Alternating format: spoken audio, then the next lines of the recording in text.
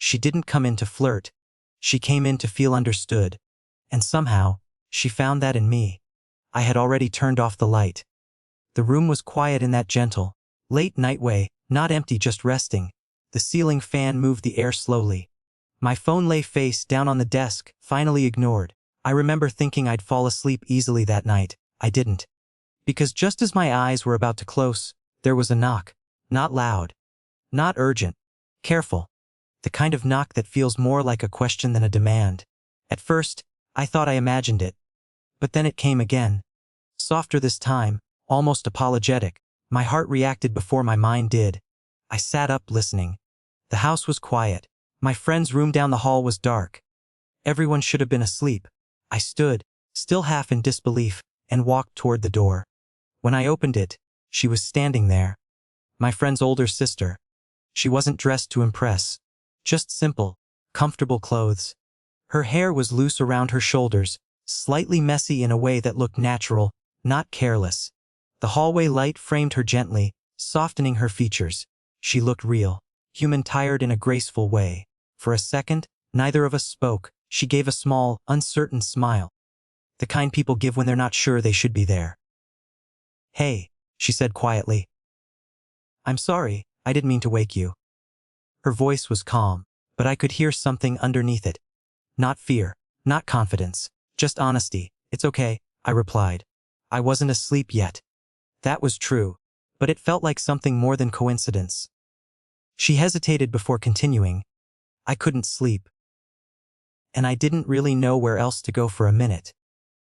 I noticed the way her hands were loosely folded in front of her, like she was holding herself together gently.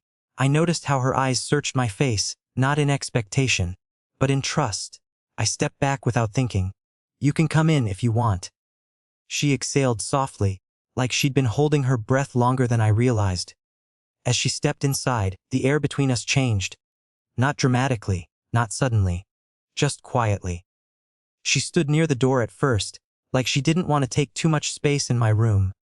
I closed the door slowly, careful not to make any sound that might remind us of how late it was. We looked at each other again. This time longer. I noticed the fine lines near her eyes that only appeared when she smiled. I noticed how calm she looked, and yet how vulnerable her posture was. I noticed how different she felt from every woman I'd ever known. Not because of age, but because of presence. She wasn't trying to be anything. She just was. "I hope this isn't weird," she said softly. I shook my head. "It's not." And in that moment, I realized something that scared me gently instead of sharply. The night I thought was already over was only just beginning. She didn't sit right away. She stayed standing near the door, as if she was still deciding whether she truly belonged in the moment she had just entered. I gestured toward the bed, careful not to make it feel like an invitation with weight. "You can sit," I said gently. She smiled, grateful for the simplicity of the permission, and moved slowly, choosing the far edge of the mattress. I sat a little closer than before, but not close enough to change the air between us too suddenly. For a moment we just listened to the quiet. Then she laughed softly. "I promise I won't keep you long." "I'm not in a rush," I replied. That was the first honest thing I said. She asked me how long I'd been awake. I told her the truth, that I'd been thinking more than sleeping. She nodded like she understood exactly what that felt like. We started with easy things. How work had been overwhelming for her lately. How I still felt unsure about what I wanted to become. She listened carefully, not interrupting, just holding my words gently. When she spoke, she didn't complain, she reflected. She admitted she sometimes felt like she had done everything she was supposed to do in life, and still didn't feel completely seen. I noticed the way her voice softened when she said that. I noticed how her eyes stayed on mine, not searching for approval, but for understanding. The distance between us changed without either of us moving. It wasn't physical at first, it was emotional. I shifted slightly, and our shoulders brushed. Not enough to be obvious, just enough to be real. She didn't pull away. She simply inhaled slowly, like she had accepted the closeness instead of questioning it. She crossed her legs gently, her hands resting in her lap. Her fingers played with each other, quiet, thoughtful. "You're easier to talk to than I expected," she said. I smiled. "Is that a good thing?" She smiled back. "It is." The room felt warmer. Not in temperature, in presence. I asked her about her dreams. The ones she hadn't told anyone about. She hesitated, then shared one softly. I shared one of mine in return. And suddenly, we weren't just filling time anymore. We were sharing space. There was a moment when she leaned back slightly and looked at me. Really looked at me, like she was seeing something new that she hadn't planned to notice. I felt that look settle somewhere in my chest. She didn't say anything. She didn't have to. I realized then that I didn't want her to leave yet. Not because I needed her, but because the quiet between us felt honest. And honesty is rare at night. "Thought this conversation would be short," she said quietly. "So did I." I admitted. She smiled in a way that wasn't playful. It was gentle. Grateful. And in that moment, I understood something simple and dangerous at the same time. We weren't talking anymore just to pass time. We were talking because we didn't want to lose the feeling that was beginning to exist between us. The silence between us didn't feel empty anymore. It felt full. Not of words, but of awareness. We were still sitting on the same bed, still pretending we hadn't moved closer. But now our knees were only inches apart. Close enough that I could feel the warmth of her presence without touching her. Close enough to notice the small changes in her breathing when she shifted. She looked down for a moment, then back at me. "You're different from how I imagined you'd be," she said. "Better or worse?" I asked gently. She smiled softly. "More honest." That word stayed with me. Honest. I asked her what she meant. She said most people spoke to her with assumptions. About who she was, what she should want, how she should feel. But when she spoke to me, she felt like she didn't have to protect her answers. I listened quietly, not trying to impress her. Just letting her be seen. When I responded, I didn't try to sound wise. I just told her the truth. That I often felt invisible in rooms full of louder voices.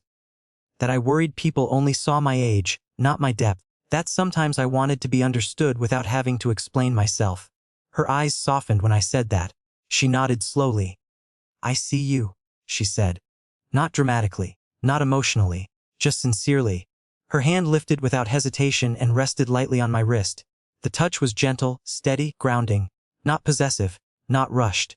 Just present. My body reacted before my thoughts did. Not with excitement, but with calm. I turned my hands slightly so our palms met naturally. She didn't pull away. Her fingers stayed relaxed against mine, like she trusted the moment to remain respectful. Neither of us spoke. We didn't need to. The ceiling fan continued its quiet rhythm. The room felt smaller in the best way. She leaned closer, not into me, but toward the space between us. As if she was trying to understand the feeling that was growing without naming it. "I didn't expect tonight to feel like this," she admitted softly. "Me neither." She looked at our hands for a second, then back at me. Her expression wasn't confused, it was thoughtful. Careful. She gently squeezed my fingers once, then slowly released them, not out of rejection, but out of awareness. The distance returned slightly, but the connection didn't fade. We talked about small things again. Movies, music, memories from years ago. But everything felt layered now. Every smile carried more meaning. Every pause held quiet emotion. At one point, she brushed a strand of hair away from her face. I noticed the nervousness in the gesture. I noticed how human she looked in that moment. Not confident, not guarded, just real. "You're easy to sit with," she said quietly. That sentence felt deeper than any compliment. I realized then that attraction wasn't always loud. Sometimes it was simply the desire to remain, to stay in a moment longer than necessary. To keep listening, to keep being seen. As the silence returned, she didn't look away this time.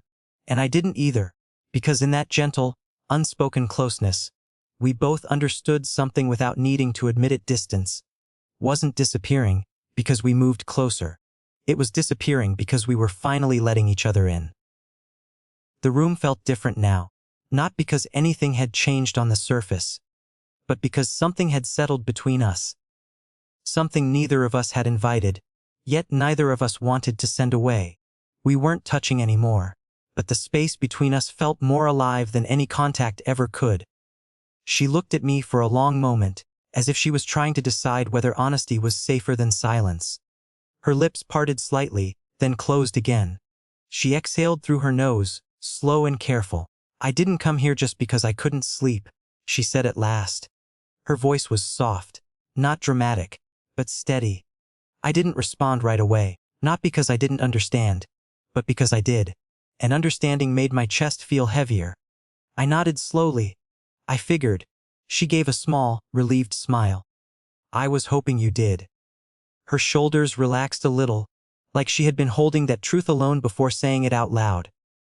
She folded her hands together, resting them between us, as if placing her honesty gently on the space we shared. "I've been feeling unseen lately," she admitted. "Not lonely.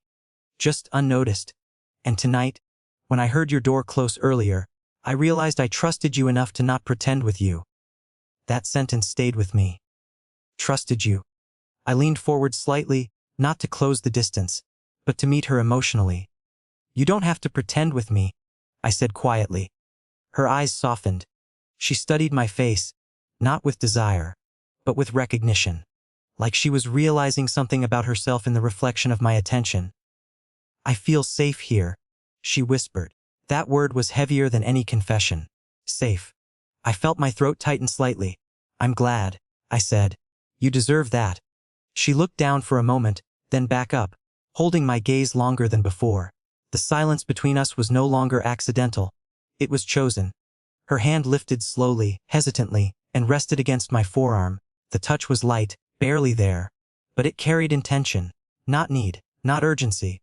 Just connection. I didn't move away. I didn't move closer. I simply stayed. She smiled faintly, grateful for the respect in my stillness. "You're very gentle," she said.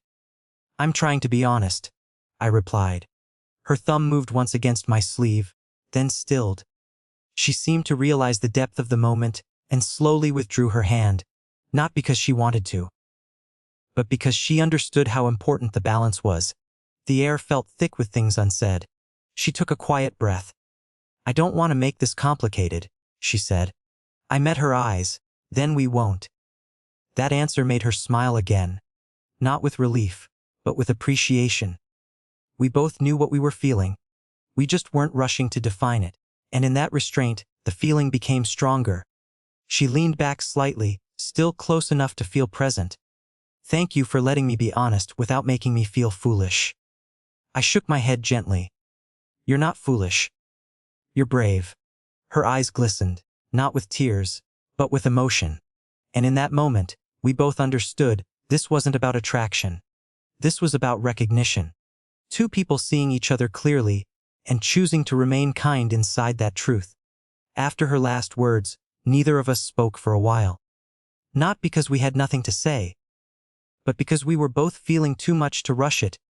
She looked down at her hands, then slowly opened her fingers as if releasing something she had been holding inside herself for years. "I don't usually let people see me like this," she said quietly. "Like what?" I asked. "Like someone who doesn't have all the answers." I shook my head gently. "That's the version that feels most real." She smiled faintly at that, the kind of smile that carries relief instead of happiness. She told me about the expectations placed on her, to be strong, composed, settled.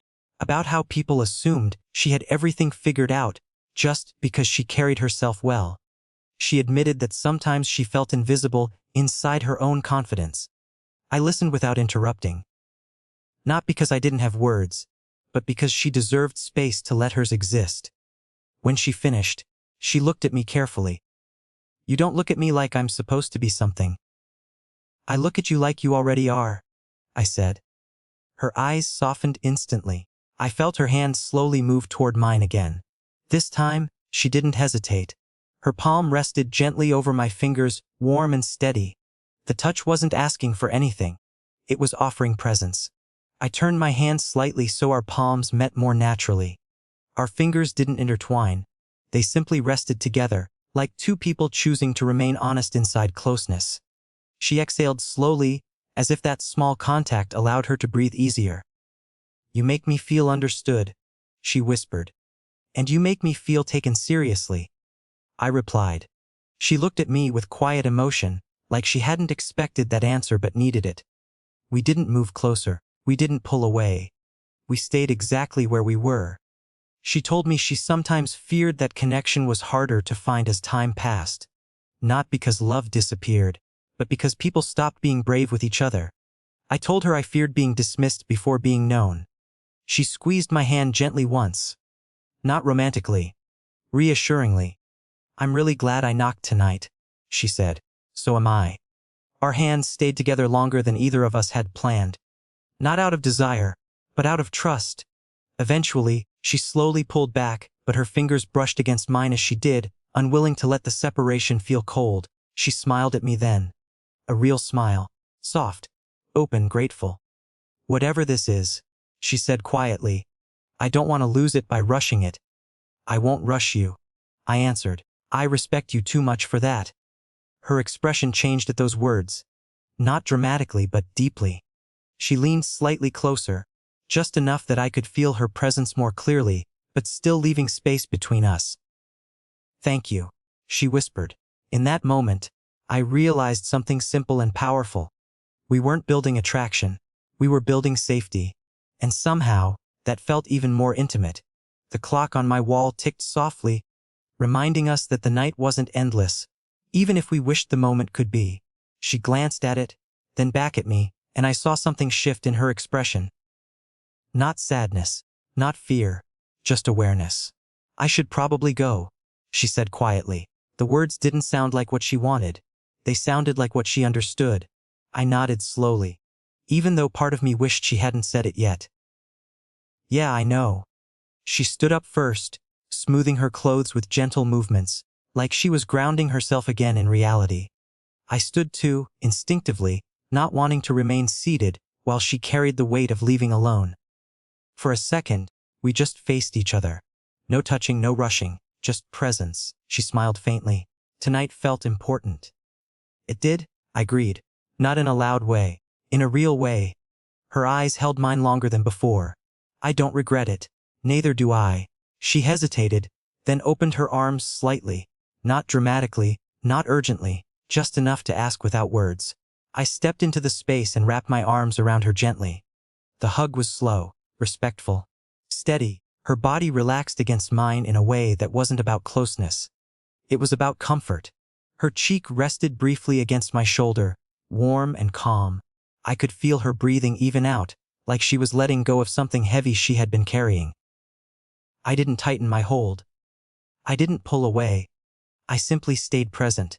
After a few seconds, she whispered, "Thank you for being kind with me." I replied softly, "Thank you for trusting me." We separated slowly, carefully, like neither of us wanted to break the meaning of the moment by moving too fast. She reached up and lightly touched my arm once, as if to make sure I was real. Then she let her hand fall back to her side. "I don't know what this becomes," she said honestly. "I don't either," I admitted. "But I know I don't want tonight to be something we pretend didn't matter." Her smile carried both relief and emotion. "We won't pretend." She stepped toward the door, then paused, turned back to me. Her eyes were gentle, not uncertain. "Whatever happens next," she said, "you changed how I see myself tonight." That sentence stayed with me. "You changed how I see connection," I replied. She nodded slowly, as if holding that with care. Then she opened the door quietly and stepped into the hallway light again. Before leaving, she looked back one last time, not with longing, not with regret, but with calm gratitude. And in that moment I understood. Sometimes the most mature choice isn't to hold on tighter. It's to let a moment remain pure, and trust that if it mattered, it would find its way back to us in its own time. After she left, the room didn't feel empty. It felt changed. I sat on the edge of my bed for a long time, not replaying her face, not replaying her voice, but replaying the feeling of being understood without being rushed. That night, I finally slept, not because my thoughts disappeared, but because they felt settled. The days that followed were different in small, gentle ways. When I saw her around the house, our eyes met more easily, our smiles carried memory, not secrecy, Not awkwardness, just awareness. We didn't speak about that night right away, and somehow, that made it even more real. One afternoon, we ended up alone in the kitchen. Sunlight filtered through the window, resting softly on the counter between us. She poured tea. I leaned against the doorway. We looked at each other with the same calm recognition we had shared in my room. She broke the silence first. I think about that night sometimes, she said. So do I. She smiled lightly. Not in a confusing way. In a grounding way. I nodded. It reminded me that connection doesn't have to be loud to be meaningful. She looked at me then. Not as someone older. Not as someone younger. But as someone equal in emotion. I don't know where life will take either of us, she said. But I know I'll always be grateful that I met you at a moment when I needed to be honest. I stepped a little closer. Not into her space. Just nearer to her presence. You reminded me that being gentle is a strength, I told her. Her eyes softened. We didn't touch. We didn't need to. The space between us felt complete. From that day on, our connection lived in quiet gestures, shared glances, soft laughter, thoughtful conversations. We supported each other without labels. We respected the world around us without denying what we had felt. And somehow, that balance felt right. There was no dramatic confession, no rushed promise. Just two people who had seen each other clearly and chosen to carry that respect forward. One evening, as she was leaving the house for a while, she paused near the door and looked back at me. You know, she said. Gently, I used to think moments only mattered if they changed everything. She smiled softly. Now I know some moments matter because they change us. I returned her smile. I think this was one of those moments. She nodded once, slowly, with quiet certainty. Then she turned and walked away. Not out of my life. Just forward into it, differently. And as I stood there watching the door close behind her, I didn't feel loss. I felt gratitude. Because sometimes love doesn't arrive to stay forever. Sometimes, it arrives to teach us how deeply we are capable of feeling. And how gently we are capable of honoring that feeling. And that night, the night I thought was already over, became the moment that quietly changed how I understood connection for the rest of my life. If this story made your heart race, or reminded you of a moment that changed everything, hit like and subscribe for more slow burn romances you won't forget. And share in the comments, have you ever felt a connection that quietly changed how you see the world?